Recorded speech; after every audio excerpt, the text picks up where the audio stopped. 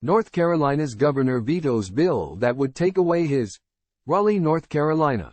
AP, North Carolina Democratic Governor Roy Cooper vetoed Republican legislation Thursday that would take away his powers to choose State Board of Elections members and give them to legislative leaders as the 2024 campaign cycle begins in the closely divided state. Cooper already had signaled a veto was coming, which sets up override votes likely next month. The GOP has narrow veto-proof majorities in each chamber, and the final bill passed the House and Senate last week on party-line votes. The measure, if enforced, would remove from Cooper and future governors the ability to pick an elections board that contains a majority of appointees from their own party. For decades, the governor's party held a 3-2 seat advantage. Republicans have said such division breeds distrust among voters about board decisions.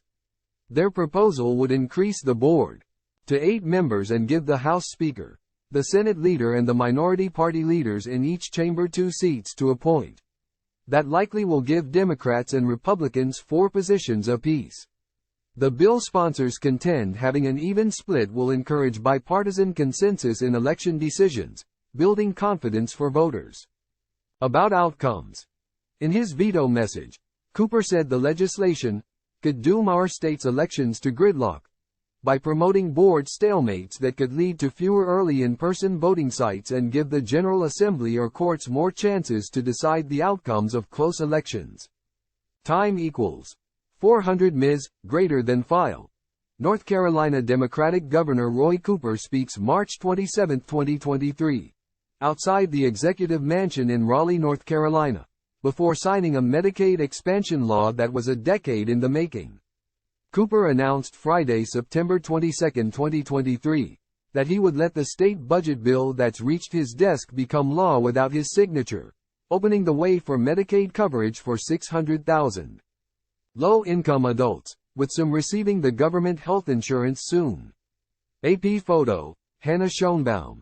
File.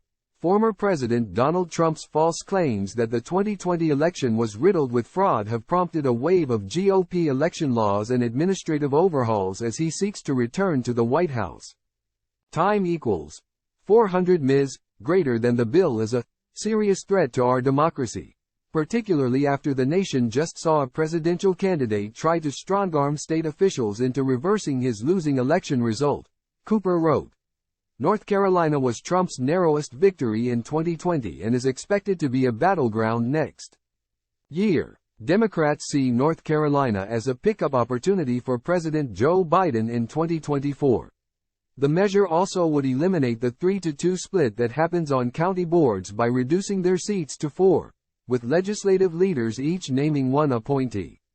The changes to the boards would begin January 1, and the state board would have until January 10 to decide on hiring an executive director, or it will fall upon Senate leader Phil Berger to pick one. Critics of the measure say it could lead to the ouster of current executive director Karen Brinson-Bell.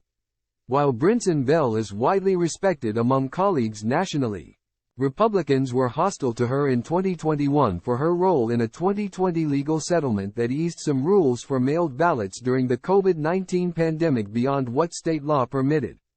Litigation seeking to block the law's enforcement could follow any successful veto override. State courts have thrown out efforts initiated by Republican lawmakers since late 2016 to erode gubernatorial oversight of elections. The state Supreme Court now has a majority of Republican justices.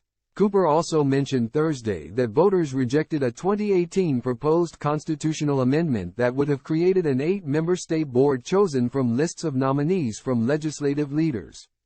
Time equals 400 Ms. greater than Cooper already vetoed an election bill in August that would end a 3-day grace period for voting by mail and give more latitude to partisan poll observers in voting locations.